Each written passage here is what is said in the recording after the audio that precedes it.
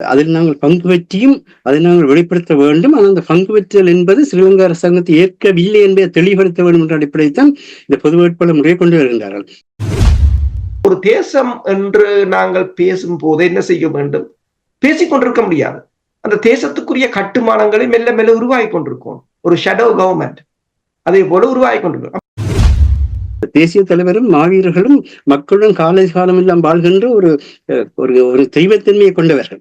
அப்படிப்பட்ட நாங்கள் எங்களின் ஒரு சிலர் தங்களுடைய அரசியல் அறியாமையாலேயோ அல்லது தங்களுடைய பதவி மோகங்கள் தன்னலத்தினாலேயோ தங்களுடைய வாயாலேயே தாங்கள் கட்டியெழுப்பின அந்த பலத்தை குறைத்திருக்கின்றார்.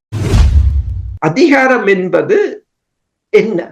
நாங்கள் மற்றவரிடம் கெஞ்சி இறைஞ்சி பெறுவது அதிகாரமா அல்லது நீங்களே உருவாக்கி கொள்வது அதிகாரம்? சீனாவோ அல்லது இந்தியாவோ அல்லது அமெரிக்காவோ வேறொரு நாடும் எங்களுக்கு துரோகம் செய்வதில்லை. அவர்கள் தங்களுடைய நிலனை பாதுகாப்பார்கள். அவர்கள் தங்களுடைய நிலனை பாதுகாக்கின்ற பொழுது அந்த நலனுடன் எங்களுடைய நிலனை இணைக்கின்ற அந்த ஆற்றலாளர்கள் நாங்க மாற வேண்டுமே தவிர தனக்கு கிடைச்ச சந்தர்ப்பத்தை அவங்க தெளிவாக பயன்படுத்தி கொண்டாங்க. அப்ப அதே போல உங்களுக்கு அவன் தந்த ஒரு சந்தர்ப்பம். அப்ப இதுக்கு நீங்கள் இதை என்னென்று பலப்படுத்த நீங்க மக்களுக்குள்ளாலதான் இது போகலாம்.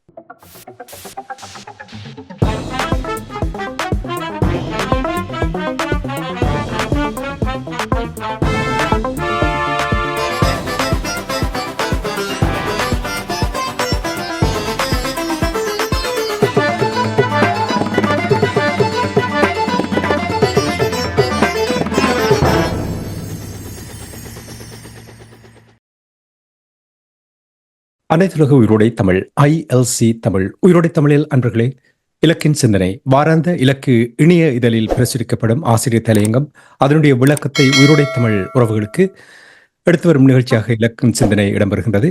ஒவ்வொரு சனி பிரித்தானிய நேரம் 8 மணி பிரதான செய்திகளை தொடர்ந்து இடம்பெறுகின்றது இலக்கின் சிந்தனை. இலக்கின் சிந்தனை நிகழ்ச்சியில் எங்களோடு தமிழ் அறிஞர் மூத்த ஆய்வாளர் ஃபட்டிமா மாஸ்டர் அவர்களும் போரியல் ஆய்வாளர் அரசு அவர்களும் இணைந்து விளக்கத்தை தருகின்றார்கள். கலையத்தில் இங்கே இணைந்திருக்கின்றார்கள். வணக்கம் மாஸ்டர். வணக்கம் தனஞானி. வணக்கம் ருஸ். வணக்கம் அரசு அவர்களே. வணக்கம் மாஸ்டர். வணக்கம் தனஞானி. இன்றைய ஆசிரியர் தலையங்கம் ஸ்ரீலங்கா அரசாங்கத்தை மையப்படுத்தி ஈழத்தமிழர் இறமையை மீளுறுதி செய்யவியலாது என்பதுதான் இன்றைய ஆசிரியர் தலையங்கம். மாஸ்டர் கூறுங்கள், எவ்வாறு, ஏன், என்ன காரணத்துக்காக இந்த தலையங்கத்தை இட்டீர்கள்? அதாவது எங்களுடைய ஈழத்தமிழருடைய அரசியல் வரலாற்றை எடுத்து நோக்கினால் ஸ்ரீலங்கா அரசாங்கத்தினுடைய ஜனாதிபதி தேர்தல், அதன் பின்னர் ஸ்ரீலங்கா அரசாங்கத்தினுடைய பாராளுமன்ற தேர்தல், சில வேளைகளில் மாகாண சபை தேர்தல், அது இல்லை என்றால் உள்ளூராட்சி தேர்தல், இதுவும் இல்லை என்றால் கிராம சபைகளுக்கான தேர்தல், இப்படியாக இந்த ஸ்ரீலங்கா அரசாங்கத்தை மையப்படுத்திய ஒரு சுழற்சியிலேயே இந்த ஆண்டுகளை எல்லாம் வீணாய் கொண்டிருக்கிறார்களே தவிர இந்த தேர்தல் மேடைகள் வருகின்ற பொழுது அந்த தேர்தல் மேடைகளில் மக்களுடைய பிரச்சனையை, இனத்தினுடைய பிரச்சனையை, மண்ணினுடைய பிரச்சனையை எடுத்து கூற வேண்டும் என்கின்ற அந்த தன்மை புள்ளிவிவர ரீதியாகவோ அல்லது ஏற்பட்டிருக்கின்ற இழப்புகள், மேற்கொள்ளப்பட்டிருக்கின்ற ஆக்கிரமிப்புகள், அதிலிருந்து விடுவதற்கான வழிகள், இவைகள் குறித்தோ எதுவுமே பேசுவதில்லை. 2 தளங்களிலே பேச வலிக்கிறார்கள். ஒன்று தந்தை செல்வநாயகம் 1975ஆம் ஆண்டிலேயே கைவிட்ட சமஷ்டி, அடுத்தது 1987 89 இந்தியாவினால் இந்திய இலங்கை ஒப்பந்தத்தினூடாக கொண்டு வரப்பட்டன்னு சொன்னாலும் பின்னர் அதில் மையமாகிய வடக்கு கிழக்கு இணைப்பே கைவிடப்பட்ட 13. இது 2 பற்றி தான் பேசுவார்கள் தவிர ஒரு 2 பற்றியுமே பேச மாட்டார்கள். அதனால்தான் இந்த மாதிரியாக நேரத்தை வீணடிக்காமல் இந்த பொது மேடையை பயன்படுத்தி மக்களுடைய தன்மைகளை கூற வேண்டி இருக்கின்றது. இப்ப இதை எவ்விதம் கையாளுகின்றது என்கின்ற அந்த பிரச்சனை வருகின்ற பொழுது ஈழத்தமிழுடைய பிரச்சனை என்பதை தங்கள் இறமையை, தாயக தேசிய தன்னாட்சி உரிமைகளை அடைந்து கொள்ள என்ன செய்வது என்பதுதான். இதுதான் அடிப்படையான பிரச்சனை. இந்த பிரச்சனைக்கு நாங்கள் அந்த பிரச்சனையை முதல்படுத்தாமல் யாருமே இறமையை பற்றி பேசுவதற்கு எல்லோருடைய வாய்க்கும் 2 தாழ்பால் போடப்பட்டிருக்கின்றது. ஒன்று 6வது திருத்தம், அடுத்தது பயங்கரவாத தடை சட்டம். அதற்குள் போவதற்கு சில சிக்கல்கள் இருக்கின்றது உண்மை.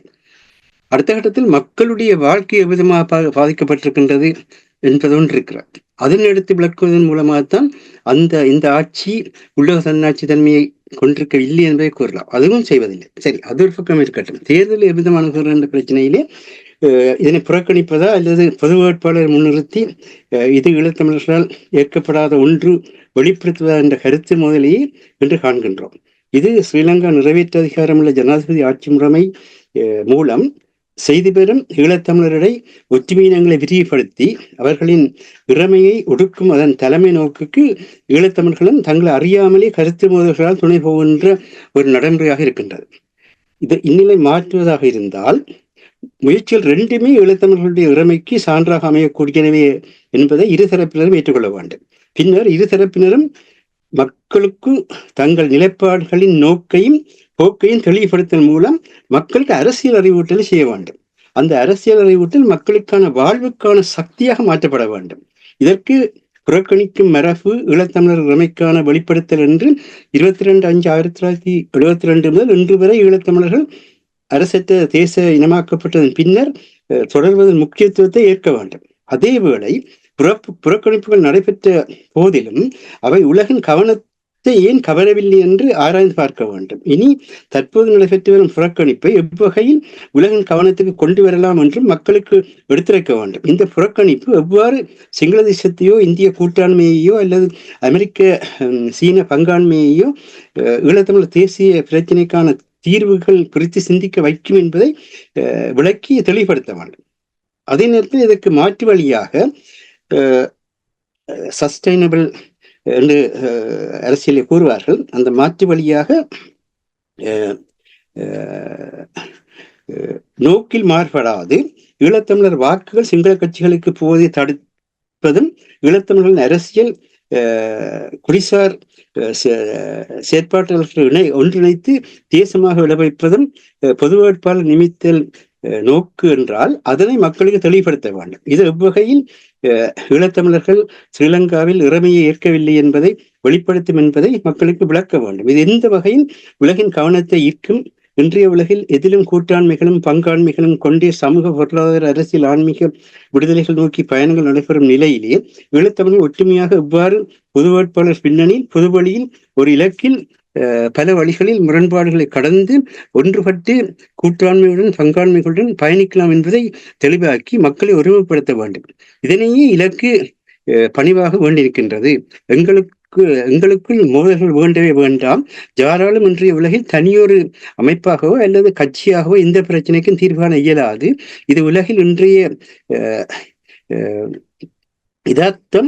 அதேபோல ஈழத்தமிழாகிய நாம் தாயகத்திலும் நாம் வாழும் அனைத்து நாடுகளிலும் ஒன்றிணைந்தால் எம்மையும் பாதுகாத்து உலகையும் பாதுகாத்து அமைதி வாழ்வை கட்டமைக்கும் மதியும் நிதியும் படைத்தவர்கள். எங்களால் இயலாதது ஒன்றுமில்லை.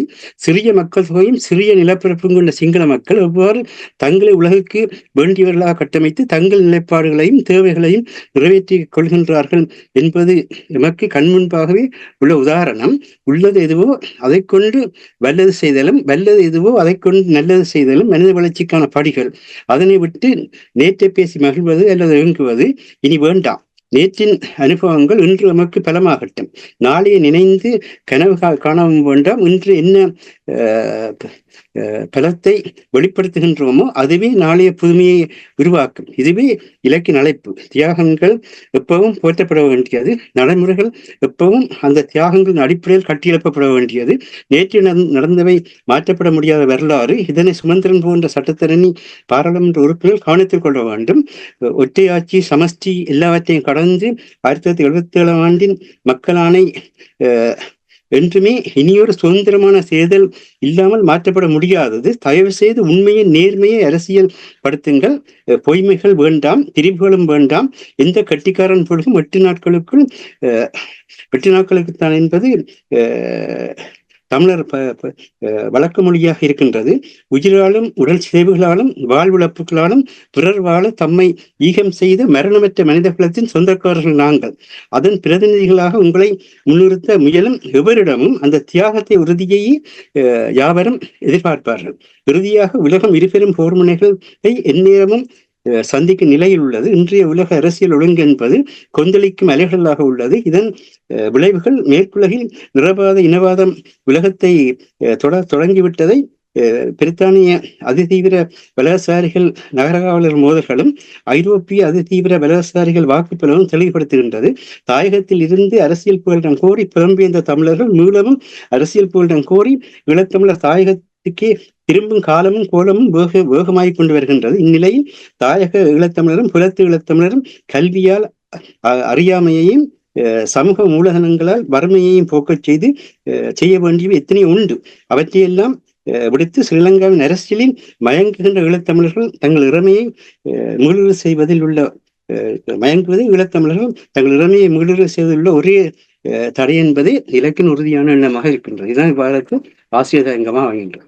மாஸ்டர், நீங்கள் கூறியிருக்கிறீர்கள் ஸ்ரீலங்கா அரசாங்கத்தை மையப்படுத்தி ஈழத்தமிழர்கள் தங்களுடைய இறமையை மீளுறுதி செய்யவியலாது என்று நீங்கள் கூறுகிறீர்கள். ஸ்ரீலங்கா அரசாங்கத்தை மையப்படுத்தாமல் எவ்வாறு தமிழ் மக்கள் நகர்வது என்பது ஒரு பெரிய ஒரு கேள்விக்குறியாக நீங்கள் பார்க்கவில்லையா?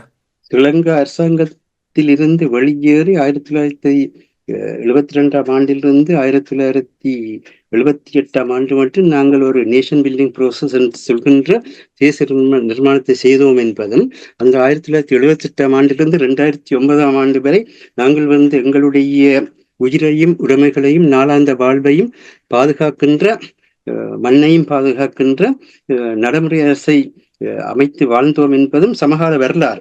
இந்த நடைமுறை அரசு ஒரு இன அழிப்பின் மூலம் அளிக்கப்பட்டது. இன அழிப்பின் மூலம் அளிக்கப்பட்ட பின்னர் திரும்பவும் மீளவும் ஒரு சிங்கள பிரித்தானிய காலனித்துவம் உருவாக்கிய அந்த சிங்கள பெரும்பான்மை ஒற்றையாட்சி கொடுங்கோன்மை ஆட்சிக்கு கீழ் படைப்பல நிர்வாகத்தில் மக்கள் தங்களுடைய அரசியல் பணிவை வெளியிட்டுக் கொண்டிருப்பான் ஜதார்த்தம். அதனை வெளிப்படுத்த வேண்டும் என்று நான் கூறுகின்றோம். அது ஒரு மிகப்பெரிய மக்கள் மீதான அழுத்தமாக இருக்கின்றது. அந்த அழுத்தத்திற்குள் வாழ்கின்ற மக்கள் அந்த பாராளுமன்ற முறையில் பங்கு பெற்றிய பொழுதே தமிழர் விடுதலை கூட்டணி அந்த பிழையை செய்தது. அதன் தொடர்ச்சியாகத்தான் இன்று மட்டும் பாராளுமன்ற ஆட்சி இலங்கையில் இருக்கின்றது. அதற்கூடாக பயணியுங்கள் என்று சொல்லி உலக நாடுகளும் உலக அமைப்புகளும் கூறிக்கொண்டிருக்கின்றன. அவர்கள் நாங்கள் அவ்விதம் பயணிக்க விடுகின்ற பொழுது நாங்கள் ஜனநாயக முறைகள் பங்கு பெற்றதில்லை என்ற குற்றச்சாட்டை வைக்கின்றார்கள். அந்த அடிப்படையில் தான் அங்கிருக்கின்ற அரசியல் விஞ்ஞானம் மற்றும் அனைத்துலக கல்வி மற்றும் ராஜதந்திர கல்விகள் ஈடுபடுபவர்கள் அதில் நாங்கள் பங்கு பெற்றியும் அதை நாங்கள் வெளிப்படுத்த வேண்டும். ஆனால் அந்த பங்கு பெற்றல் என்பது ஸ்ரீலங்கா அரசாங்கத்தை ஏற்கவில்லை என்பதை தெளிவுபடுத்த வேண்டும் என்ற அடிப்படையில் தான் இந்த பொது வேட்பாளர் முறையை கொண்டு வருகின்றார்கள். புறக்கணிப்பும் ஒரு முறைதான். அந்த புறக்கணிப்புக்கான உலக ஏற்புடைமை மிக குறைவாக இருக்கின்றது என்றால் முன்பிருந்த சம்பந்தர் அவர்கள் கடந்த 15 ஆண்டுகளாக உலக பொறிமுறை மூலம்தான் நாங்கள் இந்த பிரச்சனைக்கு தீர்வு காண போறோம் என்று ஸ்ரீலங்கா அரசாங்கத்தை மையப்படுத்தி வெளிநாட்டு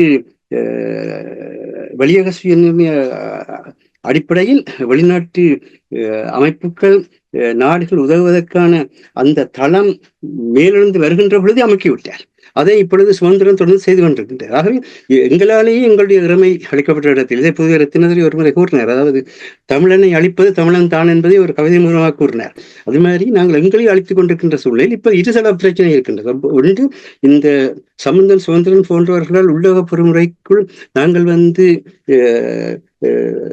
வாழ்ந்து அது பொய்மையானது என்று காட்ட வேண்டிய தேவையும் இருக்கிறது. அதைத்தான் இப்பொழுது பொது வேட்பாளர்கள் செய்கின்றார்கள். மற்றது முன்பிருந்தே நாங்கள் இந்த அரசற்ற தேச மனிதமாக இருக்கின்றோம். எங்களுடைய தன்னாட்சி உரிமை தான் எங்களுக்கான பாதுகாப்பான மையத்தரம் என்பதை உறுதிப்படுத்த வேண்டிய தேவையும் இருக்கின்றது. இரண்டும் ஒரே தளம் தான். இப்பொழுது 2 தள முனையை உருவாக்கியது நாங்களே உருவாக்கிவிட்டு 2 தளங்களிலும் பயணிக்க வேண்டிய நிலையில் இருக்கின்றோம். ஆகவே இதில் எது சரி எது பிழை என்பதல்ல. ஒரு புறத்தில் அதற்காக செல்கின்ற பொழுது இந்த பொது வேட்பாளர் நியமனமும் அதன் பின்னர் வருகின்ற எதிர்காலம் என்பது இந்த மக்கள் ஒருமித்த கருத்துடைய அரசாங்கமாக எங்களுடைய அரசாங்கமாக தமிழர்களுடைய அரசாங்கமாக பயணிக்கிற ஒரு முறைமையை உருவாக்க வேண்டும். இதைத்தான் சிங்கள ஆய்வாளர்கள் கூட இப்பொழுது இந்த பொது வேட்பாளர் நியமனத்தை பார்த்து அவர்கள் கூறுகின்றார்கள், நீங்கள் இப்பொழுது இந்த செப்டம்பர் 21 முறையும் 100 நாட்களுக்கு நீங்கள் அடிபடுங்கள், ஒரு பிரச்சனையும் இல்லை. 100 நாள் முடிய ரணில் விக்ரமசிங்க உருவாக்கிய அந்த அனைத்துலக நாணயமாற்று உடன்படிக்கைக்கு ஏற்ப பயணிக்கின்ற ஒருமித்த அரசாங்கத்தை உருவாக்குங்கள் என்று கேட்டிருக்கின்றார். ஆகவே இந்த பொது வேட்பாளர் நியமனம் என்பது அந்த பாராளுமன்ற முறைமைக்குள் தப்பிப்பிழைக்கும் வாழ்க்கை என்று சொல்லப்படுகின்ற இந்த சர்வைவல் மெக்கானிசத்துக்குள் வாழ்ந்து கொண்டிருக்கிற மக்களுக்கான ஒரு வழியாக இருக்கின்றது. ஆகவே எல்லா வழிகளையும் நாங்கள் பயன்படுத்த வேண்டுமே தவிர இது நீ செய்கிற சரி, நான் செய்கிற சரி, எந்த கட்சி தான் உண்மையானது, உண்ட கட்சி பிழையானது, இதெல்லாம் தேவையில்லாத விவாதங்கள். இதுகளுக்கு போய் நாங்கள் நேரத்தை உழைத்துக் கொள்ளாமல் எது கிடைக்கின்றதோ அதை எங்களை மக்களுக்கான சக்தியாக மாற்றுவதுதான் அறிவு, அதான் ஆற்றல். அதனை செய்யும்படிதான் கேட்கின்றோம். சர்வைவல் மெக்கானிசம் என்று அரசவர்களும் கூறியதையும் நான் அவதானித்திருக்கிறேன், நீங்களும் கூறியதை அவதானித்திருக்கிறேன். கேட்கும் பொழுது உள்வாங்குவது கடினமாக இருக்கிறது. இவ்வளவு ஒரு வீரமாக போராடி தங்களுடைய வேணவா என்ன ஒரு சிறந்த இனம் என்று வெளிப்படுத்திய அந்த இனம் சர்வைவல் தங்கள் அங்கே தக்க வைப்பதற்காக இப்படி ஒரு நிலைமையில் கொண்டு வந்து விட்டிருக்கிறார்கள் என்று சொன்னால் எனக்கு புரியவில்லை. இங்கிருந்தான் தமிழில் சொல்வார்கள், முதலையும் தன்வாயால் தானே கெடும் என்று ஒரு படம் சொல்வார்கள். முதலையும் தன்வாயால் தானே கெடும் என்பார்கள். அது மாதிரி தேசிய விடுதலை போராட்டத்தில் உலகிலே மரணமற்ற மனித குலமாக தங்களுடைய வாழ்க்கையே இன்னொரு மனிதன் வாழ வேண்டும் என்பதற்காக அர்ப்பணித்த ஒரு மிகப்பெரிய சமுதாயத்தை கொண்டவர்கள் நாங்கள். அது என்றுமே உயிருள்ள சமுதாயம். இது லிவிங் காட்னு சொல்ற மாதிரி, கடவுள் வாழ்ந்து கொண்டிருக்கின்றார் சொல்ற மாதிரி இந்த தேசிய தலைவரும் மாவீரர்களும் மக்களுடன் காலம் எல்லாம் வாழ்கின்ற ஒரு ஒரு தெய்வத்தன்மையை கொண்டவர்கள். அப்படிப்பட்ட நாங்கள் எங்களில் ஒரு சிலர் தங்களுடைய அரசியல் அறியாமையாலேயோ அல்லது தங்களுடைய பதவி மோகங்கள் தன்னலத்தினாலேயோ தங்களுடைய வாயாலேயே தாங்கள் கட்டியெழுப்பின அந்த பலத்தை குறைத்திருக்கின்றார் என்று தமிழ் மக்கள் எதிர்த்து போராட பலம் கொண்டிருக்கின்றார். அதே நேரத்தில் இன்னொரு பகுதியினர் அந்த நிலையை எப்படி மேலும் உலகமயப்படுத்துறது என்று இல்லாமல் நாங்கள் அதே நிலையில் நின்று கொண்டு நாங்கள் போராடி வெல்வோம் என்ற ஒரு தன்மைக்குள் இருக்கின்றார்கள். இந்த அறியாமைகள் காரணமாக தான் இந்த பிரச்சனை வருகிறதே தவிர இன்றும் நாங்கள் யாரையும் குறை சொல்ல வரவில்லை. இது காலத்தின் கோலம்.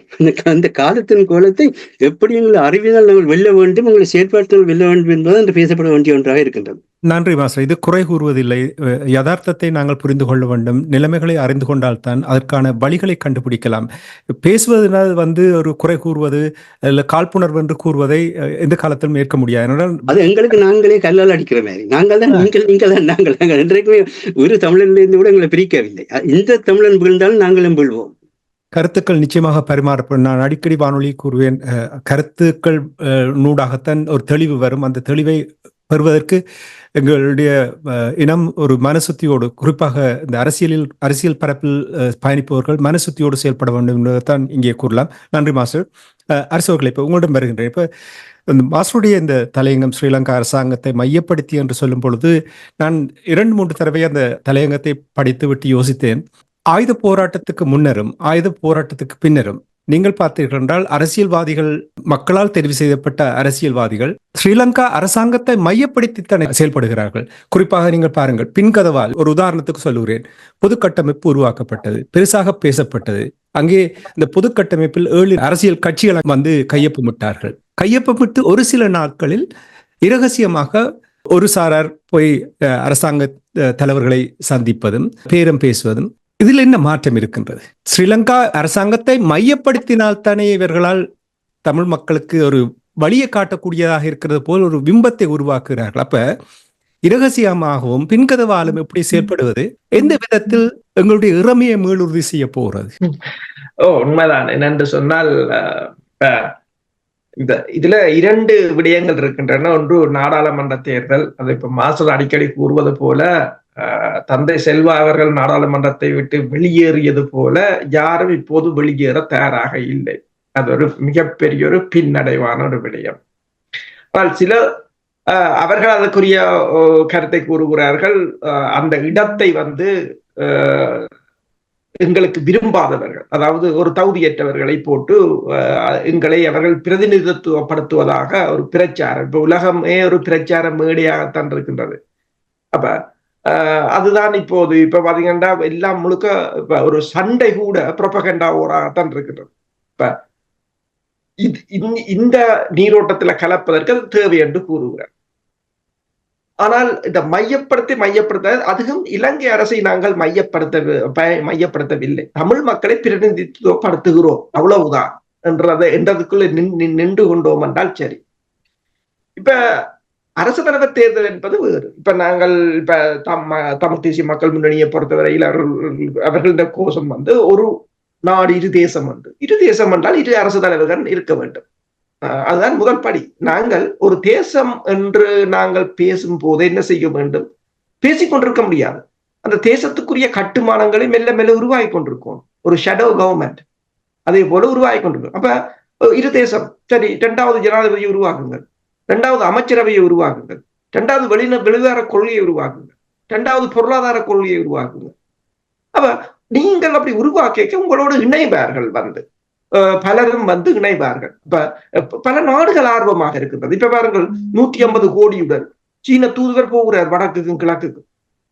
இப்ப உங்கள்ட்ட ஒரு கவர்மெண்ட் ஷேடோ கவர்மெண்ட் இருக்கும் என்று சொன்னால் உங்களோட அவர் இணைவார், உங்களோட சேர்வார். 2002ஆம் ஆண்டு சீன தூதரகம் சென்றது.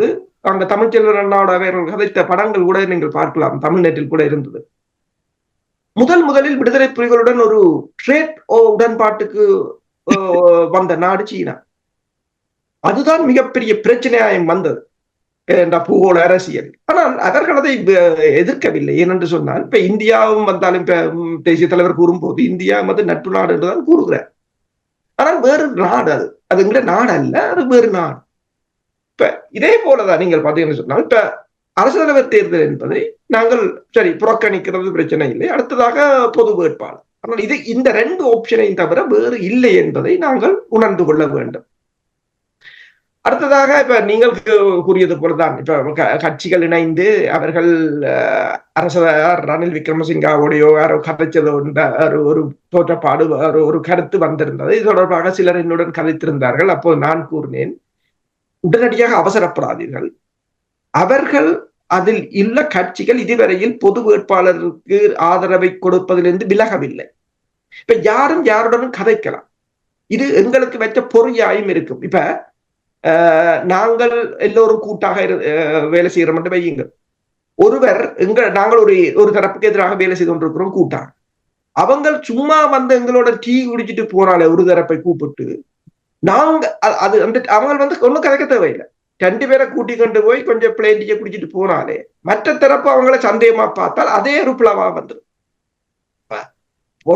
அதாவது அவர்கள் இப்ப யாருடனும் கதைக்கலாம், பிரச்சனை இல்லை. உங்கள் எல்லைக்குள் நின்று கொண்டு நீங்கள் எதற்கு ஆதரவாக கையெழுத்தினீர்களோ அதிலிருந்து விலத்தாமல் இருந்தோண்டு நீங்கள் யாருடனும் கதைக்கலாம். அதற்குரிய அதாவது அதிலிருந்து வெளியேறுவார்களாக இருந்தால் அதன் பின்னர் பார்ப்போம். ஏனென்று சொன்னால் இது பல பிளவுகள் இவ்வாறுதான் வருகின்றன என்றால் பல விடயங்களை நாங்கள் சரிவர ஆராயாது திடீரென்று எடுக்கின்ற முடிவுகள் மிகப்பெரிய ஒரு பின்னடைவாக இருக்கலாம். நீங்கள் சொன்ன ஒரு விடயம், அதாவது நீங்கள் கூறுவது சரி. அதாவது நாங்கள் சரியாக ஆராய்ந்து ஒரு சரியாக பொறிமுறைகளை உருவாக்காத ஒரு விளைவுதான் இந்த விளைவு என்று நீங்கள் கூறுவது சரி. அதே நேரத்தில் சற்று முன்னதாக நீங்கள் கூறுங்கள், தமிழ் மக்களை மையப்படுத்தியதாக இருக்க வேண்டும், அரசாங்கத்தை மையப்படுத்ததாக இருக்கக்கூடாது.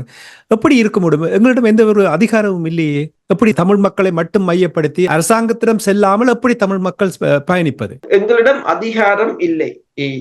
அதிகாரம் என்பது என்ன?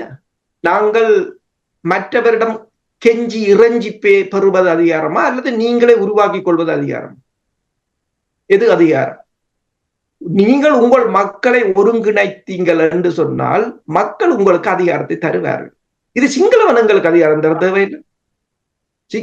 நாங்கள் யார்? தமிழர். எங்களுக்கு அதிகாரம் யார் தர வேண்டும்? தமிழ் மக்கள். நீங்கள் மக்களிடம் போனீர்களா? இல்லை. நான் அண்மையில் கூட கூறினேன். இப்ப 15ஆம் தேதி அமெரிக்க தூதுவரை பாருங்கள், 15ம் 14ஆம் தேதியும் அவற்றை ஷெடியூலை எடுத்து பாருங்கள், ட்விட்டரில் போய் பாருங்கள்.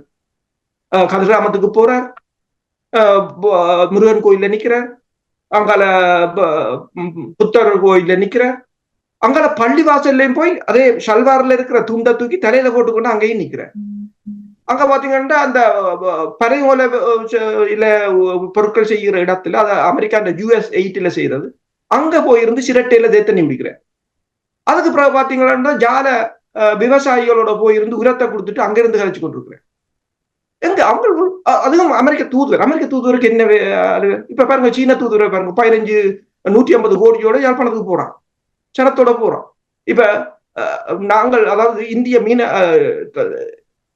தமிழ் மீனவர்கள் இந்த மீன்வளத்தை நீங்கள் அள்ளிக்கொண்டு போறீர்கள் என்று இந்திய மீனவர்களை கேட்ட போது அவர்கள் கூறினார்கள், இந்தியாவிடம் நவீன டெக்னாலஜி இருக்கின்றது, உங்களிடம் டெக்னாலஜி இல்லை, அதனால் குற்றம் சாட்டுகிறீர்கள்.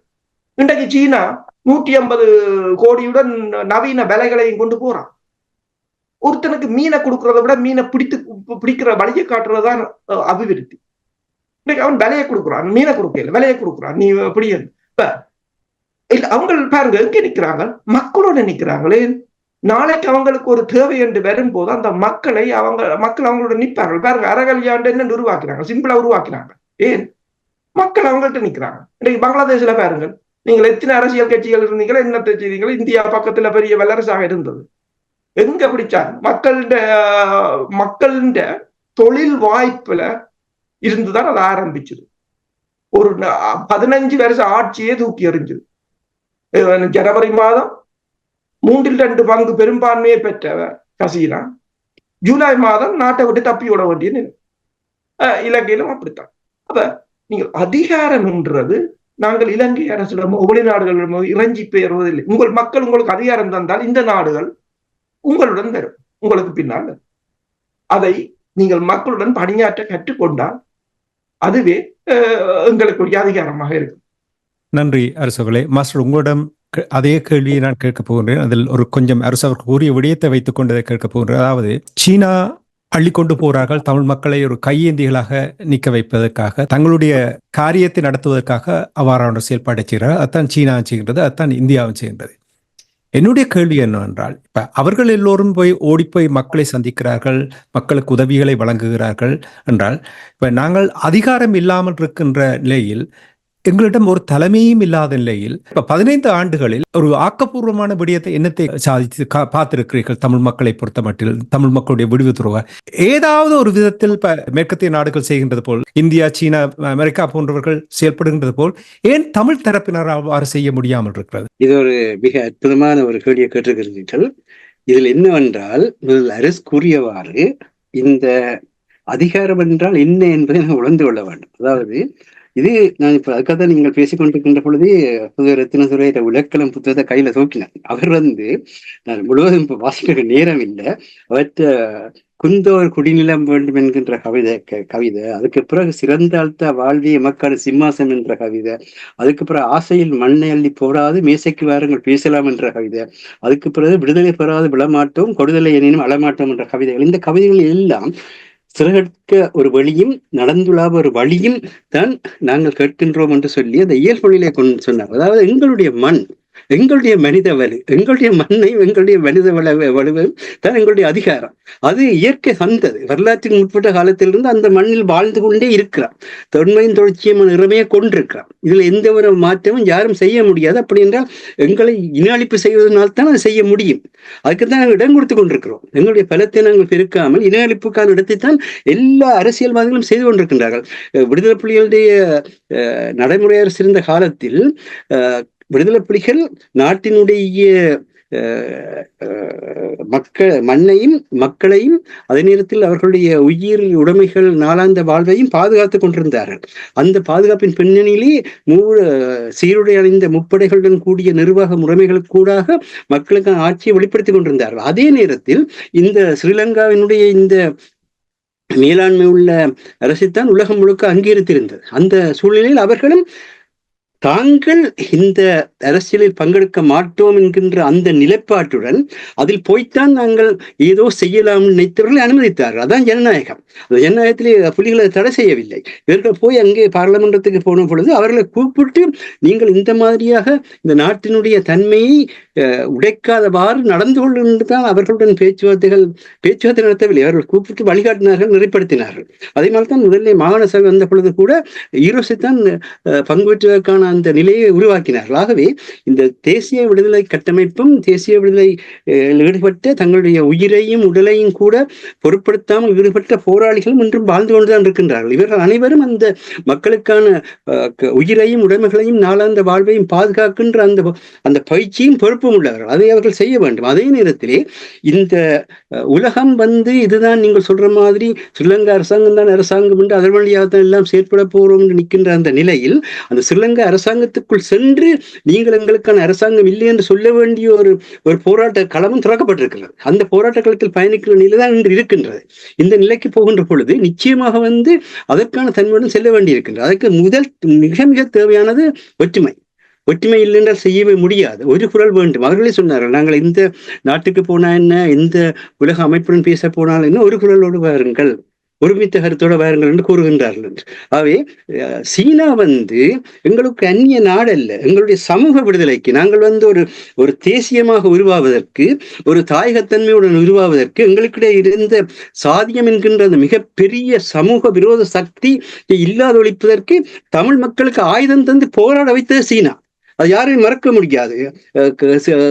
சீன சார்பு கம்யூனிஸ்ட் கட்சியினுடைய சண்முகலிங்கத்துக்கு கூடத்தான் சங்கானையில் இருந்த தோற்றம் பெற்றிருந்து எல்லாருக்கும் தெரியும். நாங்கள் மிக இளவயதில் இருந்த பொழுது யாழ்ப்பாணத்தில் ஆயுத எதிர்ப்பு மூலம் ஒரு அடக்குமுறை எதிர்த்து போராட வேண்டும் என்கின்ற தன்மையை தோற்றுவித்தவர்களே சீனா.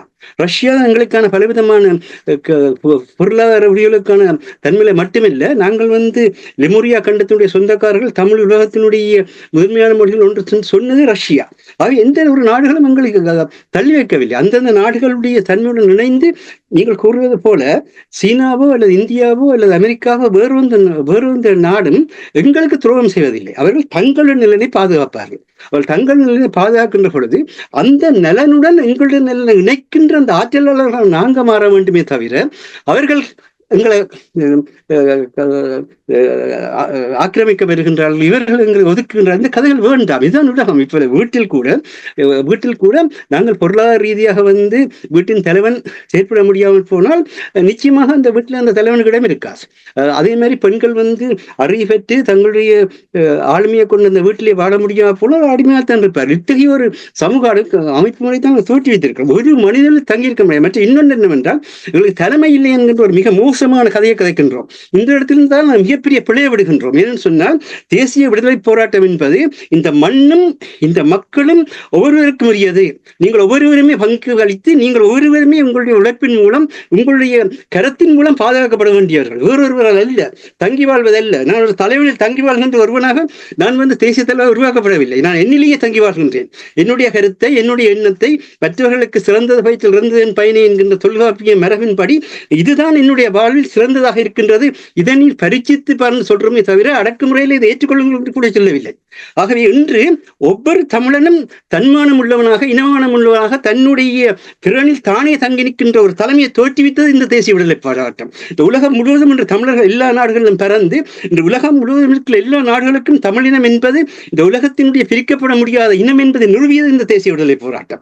அப்பவிதமாக இந்த தேசிய விடுதலை போராட்ட அந்த பெருமைகளை, அந்த உண்மைகளை எவ்விதமாக உலக சமுதாயத்தினுடைய பாதுகாப்புக்கும் அமைதிக்கும், இந்திய துணைக்கண்டத்தினுடைய பாதுகாப்புக்கும் அமைதிக்கும் இந்த தேசிய விடுதலை போராட்டம் வழிகாட்டினது என்பதை எடுத்து கூறி விடுவார்கள் என்ற அச்சத்தில் தான் இந்திய மத்திய அரசாங்கம் உலகமெங்கும் தமிழ் விடுதலை தடை செய்து வைத்திருக்கின்றது. அந்த பின்னணியிலே உலக நாடுகளும் தடை செய்து கொண்டு இருக்கின்றது. இந்த சூழ்ச்சியூடாக தமிழ் விடுதலை போராட்டத்தின் உண்மையான அந்த மனிதாபிமான வெற்றியை, மனிதாபிமான எழுச்சியை நாளைய உலகம் எல்லா பல்கலைக்கழகங்களும் இன்றைய எங்களுடைய தேசிய விடுதலை போராட்டத்தை பற்றி ஆய்வுகள் எத்தனை பல்கலைக்கழகம் நடந்து கொண்டிருக்கின்றது. அந்த தேசிய போராட்ட பெருமைகள் எத்தனை பேசப்பட்டுக் கொண்டிருக்கின்றன. ஆகவே அந்த தன்மைகளை விட்டு அதில் ஏற்பட்ட அந்த எல்லாருக்கும் மரணம் பெறுவது உண்மை. இழப்பில்லாமல் இந்த உலகத்திலே யாருமே வாழப்போவதில்லை. பிரிவில்லாமல் இந்த உலகத்திலே யாருமே இருக்க போவதும் இல்லை. ஆகவே என்ன செய்கின்றார்கள், அந்த இழப்புகளையும் அந்த பிரிவுகளுக்கு மாத்திரமே முக்கியத்துவம் கொடுத்து எல்லாத்தையும் இழந்து விட்டோம் என்ற மாதிரியும், தலைமை இல்லாத நிற்கின்றோம் என்ற மாதிரியும், அந்த மண்ணிலே அதிகாரம் இல்லாமல் போயிட்டு மாதிரியும் கூறுகின்றார். அப்படி அல்ல. கடைசி ஈழத்தமிழன் இருக்கு மட்டும் அங்கு தலைமையும் இருக்கும், அந்த தன்னுடைய மண்ணை தானாக கட்டியாள்கின்ற அந்த இறமையும் இருக்கும், அதிகாரமும் இருக்கும். அதை ஒருங்கிணைக்க வேண்டும், அதை பலப்படுத்த வேண்டும். இது பிரிவினை அல்ல. அவர் தெளிவாக கூறுவார் பொதுவாக ரத்தினதுரை அவர்கள், உங்களுடைய துண்டில் ஒன்றை கூட நாங்கள் கேட்கவில்லை, எங்களுடைய துண்டில் ஒன்றை கூட நாங்கள் விட்டுக் கொடுக்க மாட்டோம் என்று அதைத்தான் கூறுகிறோம். சிங்கள மக்களை அழிக்க நினைத்திருந்தது எப்போது அழித்திருப்பார்கள், அப்படி அழிக்கவில்லை. சிங்கள மக்கள் உணர வேண்டும்.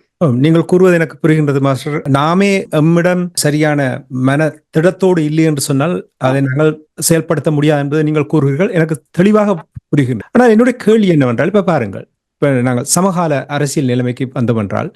பாருங்கள், சிங்கள அரசாங்கத்துக்கு விசுவாசமானவர்கள் தமிழ் பிரதிநிதிகளாக இருக்கிறார்கள், நாடாளுமன்ற உறுப்பினர்களாக இருக்கிறார். பாருங்கள், கிழக்கு மாகாணத்தில் 60 கோடியை பெற்றுவிட்டேன் என்று புகழாரம் சூறுகிறார்.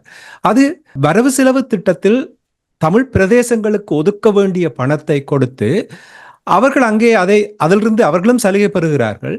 ஆனால் என்ன செய்ய பார்க்கிறார்கள் என்றால், சிங்கள அரசாங்கத்தை மையப்படுத்தித்தான் அவர்கள் செயற்படுகிறார்கள். அப்ப தொடர்ச்சியாக இவர்கள் இவ்வாறு செயற்படுவார்களாக இருந்தால், உங்களுக்கு தெரியும், நான் பெயர்களை கூற தேவையில்லை, உங்களுக்கு யாரை நான் கூறுகிறேன் என்று தெரியும்.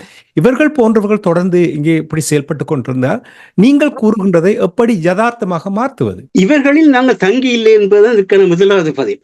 இவர் எதையும் கூறட்டும், எதையும் எவரும் கூறட்டும், அதை பற்றி பிரச்சனை இல்லை.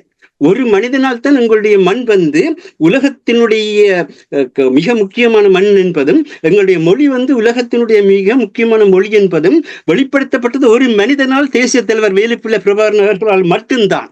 இது உலகத்துக்கே தெரியும். அதற்கு முன்னர் வந்து உலகம் எங்களை ஒரு சிறுபான்மையினமாக, ஒரு வந்தேறு குடிகளாக தான் பார்த்து கொண்டிருந்தது. ஆனால் ஒரு மனிதனால் தான் செய்யப்பட்டது. நாங்கள் இன்றைக்கு வந்து உலகம் முழுக்க எத்தனை லட்சம் மனிதர்கள் உலகத்திலே பறந்து வாழ்ந்து கொண்டிருக்கின்றோம். அதிலே தாயகத்திலே எத்தனை லட்சம் மனிதர்கள் வாழ்ந்து கொண்டிருக்கின்றோம். ஆகவே எங்களை வந்து யாராலுமே அழிக்கவும் முடியாது, மாற்றவும் முடியாது. சுருக்கமாக கூறுவதாயிருந்தால், இந்த Sri Lanka primary cause of violent கான்ஃபிளிக்ட்னு சொல்லி 83 இருந்து 88 இடையில வெளிப்படுத்தப்பட்ட சிங்களவர்களே எழுதிய நூல் SWRDE சமரச சிங்கி அண்ட் ரீட் என்று சொல்லி ஒரு ஆங்கிலேயருடன் சேர்ந்து எழுதிய நூல். அதிலே அவர் சொல்லுகின்றார்கள், இந்த 83ஆம் ஆண்டு ஜூலை இனக்கலவரம் நடந்த பொழுது இழக்கப்பட்ட தமிழர்களுக்கான சொத்து மதிப்பு 29 மில்லியன் மட்டும். ஆனால் அந்த வடக்கு கிழக்கிலே வந்து 83ஆம் ஆண்டு ஜனவரி மாசத்திலிருந்து 83ஆம் ஆண்டு ஜூன் மாசத்துக்கு இடையில் கொள்ளையடிக்கப்பட்ட சொத்து 706 மில்லியன். அதே நேரத்தில் வந்து 83 இருந்து ஜூலை 83 இருந்து டிசம்பர் 88 இடையில் எங்க பக்கத்திலே கொள்ளையடிக்கப்பட்ட சொத்துக்களுடைய மதிப்பு 385 மில்லியன். அதே நேரத்திலே வந்து தெற்கிலே அந்த காலத்திலே நடந்த சிங்களவர்களுடைய பிரச்சனையில் இழக்கப்பட்ட சொத்துக்கள் 279 மில்லியன். இதில் பார்க்கின்ற பொழுது எங்களுடைய சொத்துக்களை பறித்துத்தான் எங்களை அடித்தார்கள் என்பது மிக முக்கியமான விஷயம். இன்றும் வந்து எங்களுடைய பலங்களை கொண்டுதான் எங்களை அடிக்கின்றார்கள். எங்களிடத்தில் பலங்களும் இருக்கின்றன. ஆகவே என்ன பிரச்சனை என்றால், மக்கள் ஹாரிஸ் கூறிய மாதிரி ஏன் தூதுவர்கள் எல்லாம் அந்தந்த மக்களோட போய் பழகணும், அவர்களிடத்தில் அதிகாரம் இருக்கின்றது. அவர்கள் தங்களிடத்தில் இருந்து வந்து கொழும்பிலே படுத்திருந்துட்டு போகலாம். அந்த நிலை இன்று மாறிவிட்டது. காரணம் என்னென்றால், உலகம் என்று பல போர்முனைகளை, குறிப்பாக இன்று இருபெரும் போர்முனைகளை சந்திக்கின்ற நிலையில் இருக்கின்றது.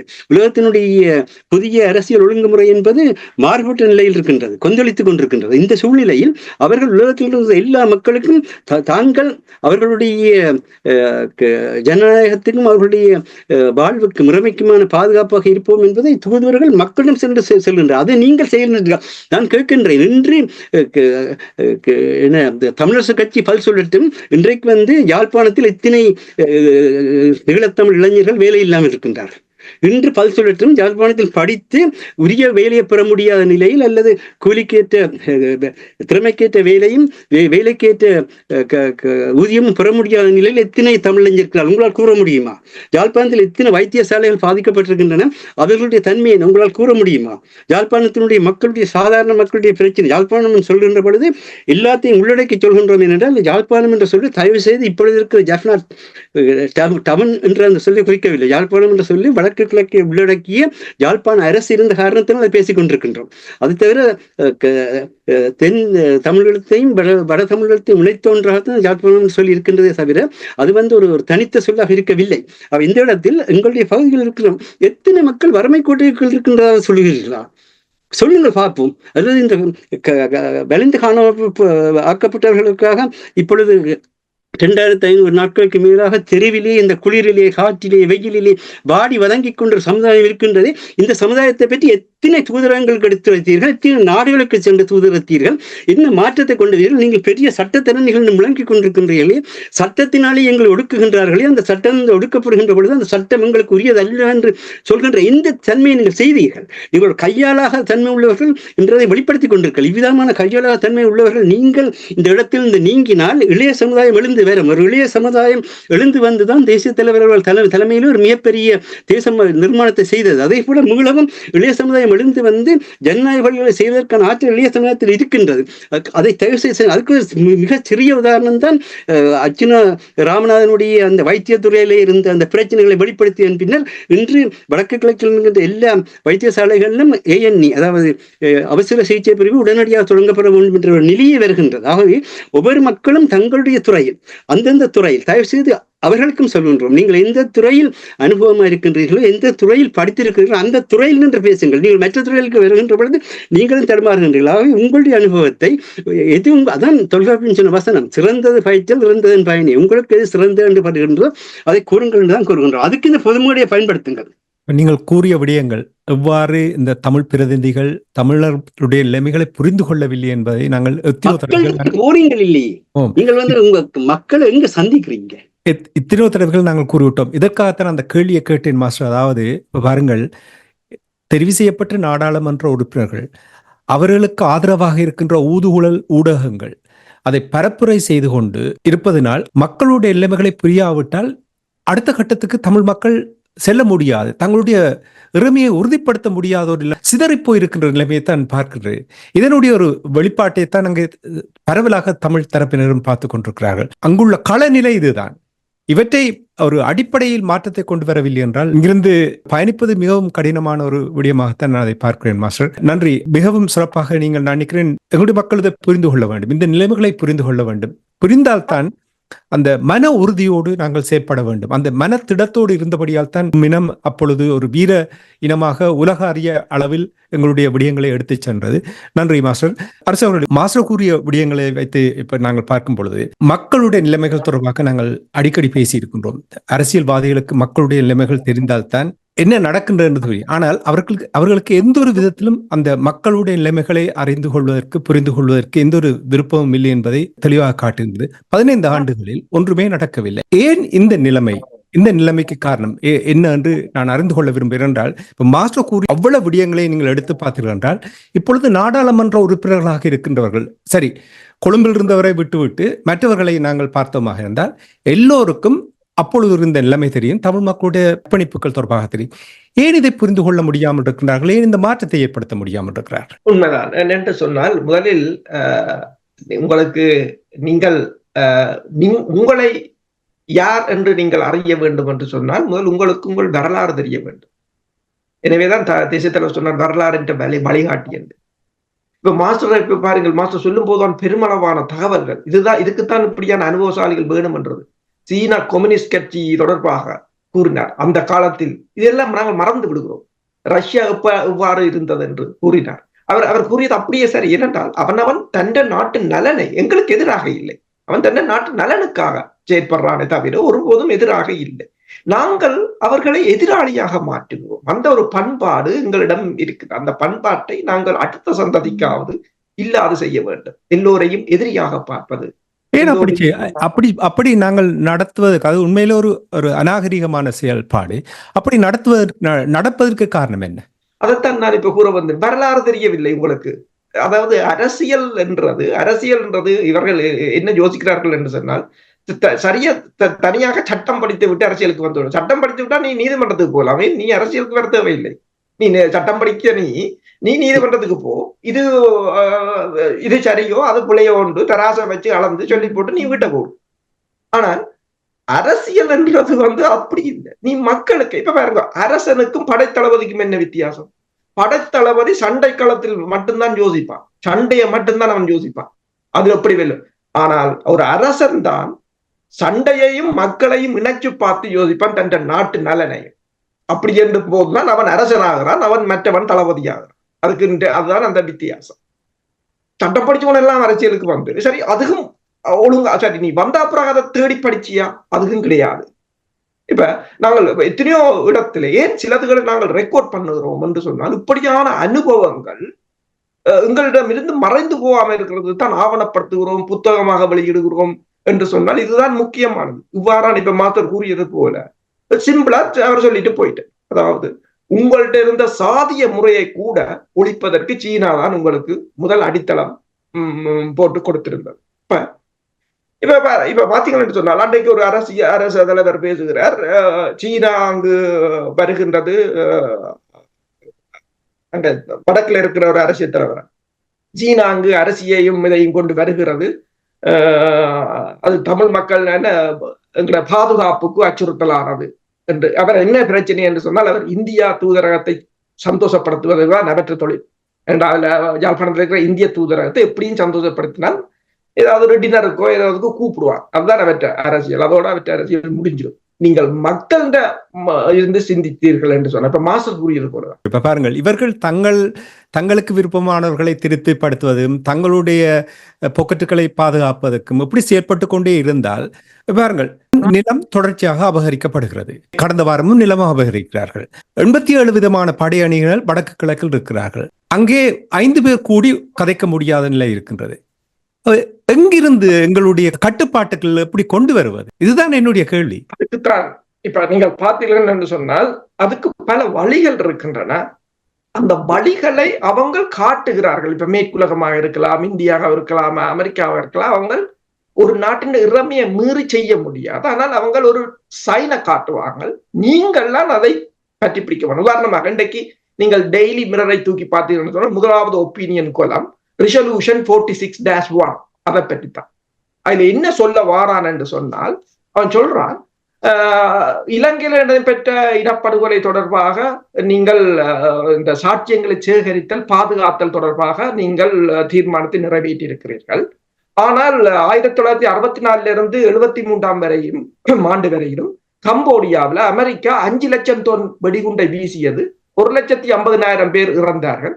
காசாவில நீங்கள் பார்த்தீங்கன்னு சொன்னால் 40,000 பேர் இதுவரையில் இறந்திருக்கிறார்கள். இலங்கைன்ற கோச்சியாஸ் இணைத்தலைமை நாடுகளில் உள்ள நாடுகள் தான் காசாண்ட இனப்படுகொலைக்கு வீட்டோ பண்ற நாடுகள். அப்படி என்றபடியால் நீங்கள் என்னென்று எங்களுக்கு தெரிவீர்கள். இது சிங்களம் என்ற வாதம். சரி, அப்ப எதிரி அவன் எதிர்ப்பான். ஆனால் அதை கொண்டு வந்தது அவங்க என்ன, அவனுக்கு அது ஒரு நலம் இருக்கலாம், அது வேறு விடயம். இப்ப பங்களாதேசத்துல நீங்கள் பாருங்கள், அவன் அது மேற்குலகத்தின் நலனா இருக்கலாம். ஆனா அங்கு இருக்கின்ற எதிர்கட்சிகளை நீங்கள் பாருங்கள். பங்களாதேசத்துல எந்த ஒரு எதிர்கட்சியும் பாதரக்கலாம். ஒன்றில் எதிர்கட்சி ஜெயில இருக்கலாம் அல்லது வெளிநாட்டுல இருக்கலாம். இதுதான் பங்களாதேசத்தின் நிலையா இருந்தது. ஆனால் தனக்கு கிடைச்ச சந்தர்ப்பத்தை அவங்க தெளிவாக பயன்படுத்தி கொண்டாங்க. அப்ப அதே போல உங்களுக்கு அவன் தந்த ஒரு சந்தர்ப்பம். அப்ப இதுக்கு நீங்கள் இதை என்னென்று பலப்படுத்த, நீங்க மக்களுக்குள்ளாலதான் இது போகலாம். உதாரணமா பாருங்க, மன்னார்ல ஒரு பிள்ளை சிந்தியால் இறந்துட்டது. சரி, அது அந்த அர்ஜுனாவில எவ்வளவு விமர்சனம் இருக்கோ அது வேறுபடியா. அர்ஜுனா அங்க போன பிறகுதான் அந்த விவகாரம் வெளியில் வந்து இப்போது சிவில் அமைப்பு இருக்கிறது. இது யார் செய்ய வேண்டிய வேலை? அர்ஜுனா இல்ல, சிவில் அமைப்புகள் செய்ய வேண்டிய வேலை. அந்த பெண் தான் இறந்திருக்கிறார். ஆனால் பிறகு ஒரு கட்டுரையில பார்க்கத்தான் தெரிஞ்சது, அங்க 13 பெண் அமைப்புகள் இருக்காங்க. எனக்கு அதுக்கு பிறகு தெரியும். இதுதான் அடிப்படை விஷயம். இதைத்தான் நான் திருப்பி கேட்டுக்கொண்டிருக்கிறேன். எம்மிடம் எந்த ஒரு கட்டுப்பாடும் இல்லை. சுருக்கமாக மாஸ்டர், ஒரே ஒரு நிமிடம் இருக்கின்ற உங்களிடம் ஒரே ஒரு கேள்வியை கேட்பேன். நீங்கள் கூறிய விடயங்கள், அரசு அவர்கள் கூறிய விடயங்கள் எல்லாவற்றையும் நான் ஏற்கிறேன், முழுமையாக இருக்கின்றேன். ஆனால் ஒன்று இன்னும் புரியவில்லை என்றால், அங்கே நாங்கள் கட்டுப்பாட்டில் இல்லை, எங்களுடைய பகுதியில் நாங்கள் கட்டுப்பாட்டில் இல்லை என்பதை நீங்கள் எவ்வளவு கூறினாலும் நான் அதை ஏற்பதற்கு தயாரில்லை என்றால், நாங்கள் இப்பொழுது கட்டுப்பாட்டில் இல்லை. ஏன் தமிழ் எளியவர்கள் கூட இந்த நாட்டிலிருந்து வெளிநாடுகளுக்கு செல்கிறார்கள்? அப்படி என்று சொன்னால் நாங்கள் தொடர்ச்சியாக பலம் இழக்கப் போகிறோம் அல்லவா? தமிழ் இளைஞர்கள் அந்த மண்ணில் இருப்பதா இருந்தால் என்ன தேவை? அவர்கள் அங்கு வாழ்வதற்கான வாழ்வு தேவை. வாழ்வு என்னத்தில் தங்கியிருக்கின்றது? அவருடைய பொருளாதாரத்தில் தங்கியிருக்கின்றது. அவர்கள் படித்த படிப்புக்கேற்ற அவருக்கு இருக்கின்ற தொழில்நுட்ப தன்மைக்கேற்ப அந்த பொருளாதாரத்தை உருவாக்க வேண்டும். யாராவது அதற்கு திட்டமிட்ட ஒரு பொருளாதார கட்டமைப்பை உருவாக்கி இந்த 15 ஆண்டு காலத்தில் வெளிநாட்டில் இருக்கின்ற புலம்பெயர் தமிழர்களை செய்தார்களா? இல்லை. அதே நேரத்தில் பாருங்கள், இன்றைக்கு சிங்கள தேர்தல் கூட 50 வயதுக்கு மேற்பட்டவர்கள் தான் அங்கிருக்கின்ற 3 முக்கிய வேட்பாளர்கள். அதுல ரணிலுக்கு 75 வயசு, மற்ற 2 பேருக்கும் 50 வயசு. அதோட இப்பொழுது ராஜபக்ஷ குடும்பம் என்ன செய்தது? தன்னுடைய 38 வயதான நாமல் ராஜபக்ச குழந்தை இறக்கி இருக்கிறது. என்னன்னு சொன்னா 2029 ஆண்டு தேர்தலில் ஒற்றுமுழுதாக தாங்கள் அந்த தேர்தல் வெற்றி பெறுவதற்காக பாருங்க, 2029 ஆண்டு தேர்தலை மையமாக வைத்து இளையவர்களை கொண்டு வந்து விட்டார்கள். ஆனால் நாங்கள் இந்த தன்மையில் கூட இளையவர்களுக்கு எவ்வளவுக்கு இடம் கொடுக்கிறோம் என்பதை நாங்கள் என்றுமே பார்க்கின்றோம். அதே நேரத்தில் இன்னொரு விஷயத்தை சொல்றேன். கண்டி மல்பத்த மகா விகாரைக்கு சென்று அங்க வந்து மகாநாயக்க தேரோடம் மல்பத்து மகாநாயக்க தேரோடம் அனுரகுமார திசநாயக்கா நேற்றைக்கு விழுந்து வணங்கி அவருடைய ஆசையை பெற்றிருக்கிறார் இடதுசாரிகளினுடைய தலைமை. சரியோ விழுந்து வணங்கி ஆசையை பெற்றிருக்கின்றது.